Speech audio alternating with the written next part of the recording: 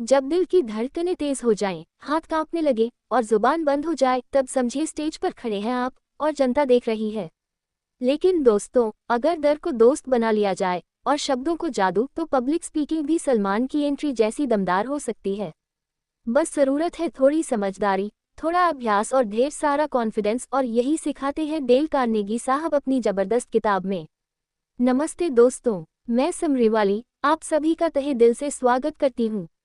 आज हम सीखेंगे लेखक डेल कार्नेगी की किताब how to develop self confidence and influence people by public speaking से, जिसमें वो बताते हैं कि कैसे बोलने की कला से न सिर्फ आप दूसरों को इम्प्रेस कर सकते हैं, बल्कि अपने अंदर छिपा सुपरस्टार भी बाहर ला सकते हैं।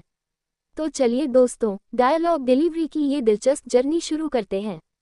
लेखक की पहली सोच, बी कंफर्टेबल विद योरसेल्फ, यानी पहले खुद से दोस्ती करो फिर माइक से। एक लड़का इंटरव्यू में बैठा था, सब कुछ तैयार था, लेकिन जैसे ही पूछा गया खुद के बारे में बताए, वो रुक गया, अटक गया और फिर सब भूल गया। लेखक कहते हैं कि स्टेज या पब्लिक के सामने बोलने का डर तभी तक होता है जब तक आप खुद को जान नहीं पाते। अगर आप अपनी स्ट्रेंथ और वीकनेस दोनों से कनेक्टेड हैं, तो आपकी आवाज़ में नेचुरल आत्मविश्वास आएगा। सोचिए, शाहरुख खान की कुछ कुछ होता है वाली स्पीच क्यों याद रह गई? क्योंकि उसमें शाहरुख ही था, बनावटी नहीं। लेखक की दूसरी सोच, स्पीक फ्रॉम योर एक्सपीरियंस, यानी किताबों से नहीं, जिंदगी से बोलो। अब मान लीजिए किसी मीटिंग में बोलना है कि टीम वर्क जरूरी है। आप चाहे तो गूगल से 10 कोट्स रट लें, या फिर बताएं कैसे आपके एक पुराने प्रोजेक्ट में टीम ने साथ दिया और रिजल्ट सुपरहिट रहा। लेखक कहते हैं, रियल स्टोरीज, रियल फीलिंग्स और रियल एक्सपीरियंस यही बनाते हैं आपको ऑथेंटिक स्पीकर। जैसे सचिन तेंदुलकर जब अपने स्ट्रगल के बारे में बात करते हैं, हर शब्द दिल में उतरता है, क्योंकि वो सिर्फ कह नहीं रहे होते, जी चुके होते हैं। लेखक की तीसरी सोच, प्रैक्टिस एंड रिपीट, यानी बोलने से ही बोलना आता है। मुझसे ना हो पाएगा, यही डायलॉग हर बिगिनर बोलता है। लेकिन लेखक कहते हैं, बोलिए, फिर बोलिए और तब तक बोलिए जब तक गला खुल न जाए। पब्लिक स्पीकिंग की प्रैक्टिस मतलब आईना देखकर बोलना, दोस्तों के सामने बोलना, मोबाइल में रिकॉर्ड करके सुनना। हर बार आप थोड़ा और बेहतर होते हैं। यही तो है विराट कोहली का प्रैक्टिस मंत्र, नेट्स में जितनी मेहनत करोगे, मैदान पर उतना ही कूल दिखोगे। लेखक की चौथी सोच, use emotion not just information, यानी सुनने वालों का दिल भी जोड़िए, सिर्फ दिमाग नहीं। एक स्पीकर ने कहा, गरीबी एक बड़ी समस्या है। दूसरे ने कहा, जब मैंने एक बच्चा कूड़ेदान से खाना उठाते देखा, मुझे लगा हम सब फेल हो गए। अब सोचिए, कौन सा ज्यादा असरदार था? लेखक बताते हैं कि फीलिंग्स, पर्सनल टच और इमोशन यही असली पकड़ होते हैं ऑडियंस के दिल पर।